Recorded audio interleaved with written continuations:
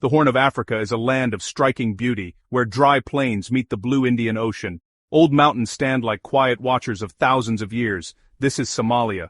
For thousands of years its people have been poets and storytellers, their history carried in the rhythm of spoken words. The land, harsh sun, surprising rains, and skies full of stars, shaped their spiritual world. Long before Islam, this land created a special connection between people and nature. The Somali people, who traditionally took care of animals, depended on their herds and a close understanding of the environment. Stories were more than just fun, they were maps for how to live and guides to the universe. Myths explained things that couldn't be explained and brought the community together under the huge African sky.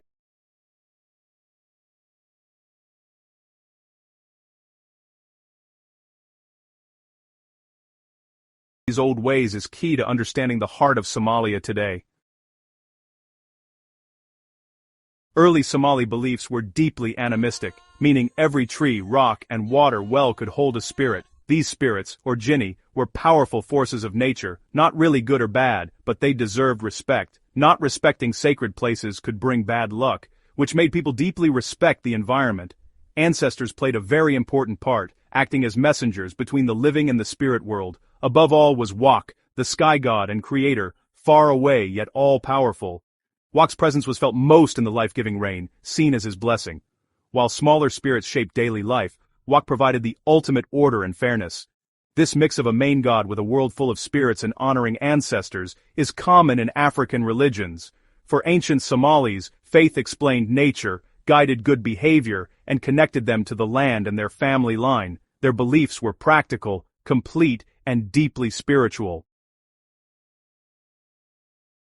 At the very top of Somali spirituality stood Waaq, the Sky Father and Creator. Unlike the many spirits of the land, Waaq was one and beyond everything, his name echoing across the Horn of Africa. He was not worshipped with daily rituals, but called upon when things were very difficult, especially for rain. Waaq was the final judge of what was right, keeping the order of the universe known as Zir. His kindness depended on people respecting balance. Dry spells and hunger were seen as results of bad behavior.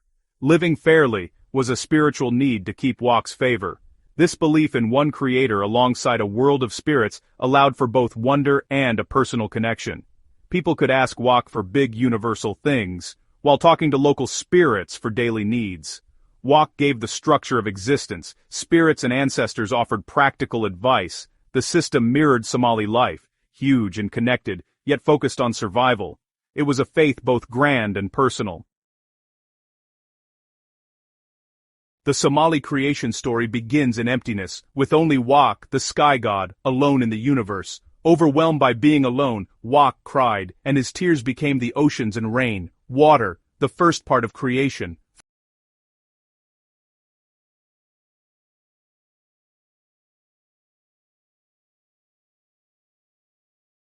Earth and sky, a mix of the physical and the divine.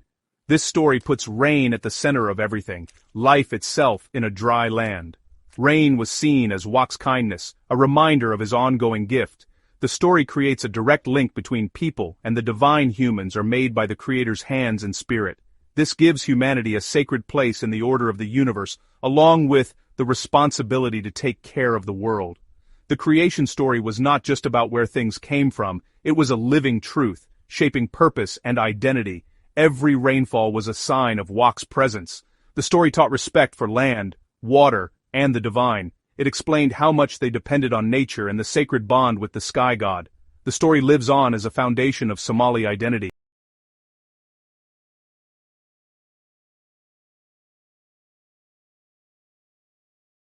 The good spirits were the Ayaanle, who guarded luck and blessings for clans and families. Offerings and living honorably kept the Ayaanle happy, bringing good fortune and protection. On the darker side were the jinn, powerful, unpredictable spirits of wild places, blamed for sickness and bad luck. People stayed away from places where jinn were believed to be, especially at night, and protected themselves with charms. The evil eye, or ill, was another feared force. Envy or bad intentions believed to cause harm with just a look. Praise was given carefully, and special children or animals were protected with charms. Life was a constant back and forth between the forces of good and chaos. Being spiritually watchful was as important as physical survival. This balance shaped daily life and community connections. Keeping balance with the spirit world needed special people, shamans, fortune-tellers, and healers.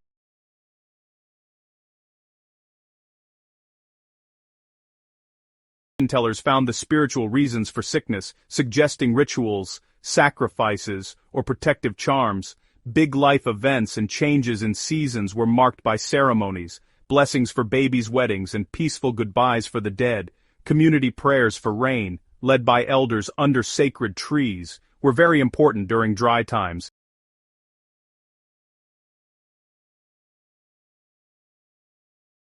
Practices show the strength and ongoing nature of Somali spiritual identity. A very important part of Somali spirituality was the sacred tree, especially the sycamore fig, or warren. These trees were seen as natural temples, connecting heaven, earth, and the spirit world. Their roots connected to ancestors, branches reached to Waaq, making them cosmic bridges. Community rituals, prayers for rain, and important meetings took place under their shade. Offerings honored spirits and ancestors at the tree's base. The sacred tree stood for life, strength, and connection to the land and the divine. Even today, old trees are respected as echoes of ancient beliefs.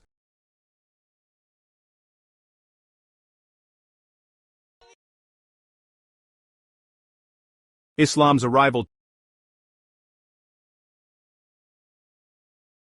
Yet old beliefs didn't disappear, they mixed with the new faith. Waaq was seen as Allah, and belief in jinn continued within Islamic tradition. Sufi respect for saints was like ancestor worship, with tombs becoming new sacred places. Oral traditions and poetry grew, now praising Allah and the Prophet, but still using old images. The Wadad became an Islamic scholar, yet kept roles as healer and protector. Somali mythology remains a living thread, teaching balance, strength, and the sacredness of land and spirit. The ancient soul of Somalia lives on, woven into its present